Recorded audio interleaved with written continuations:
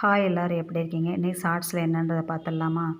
எங்கள் வீட்டுக்காரங்க வரப்போ ஏதாவது வாங்கிட்டு வாங்க, எதாவது சாப்பிடணும் போல் தோணுதுன்னு சொன்னேன். 2 சோமாஸ் மட்டும் வாங்கிட்டு வந்தாங்க. தம்பி ஒன்று, நான் ஒன்று எடுத்துக்கிட்டோம்.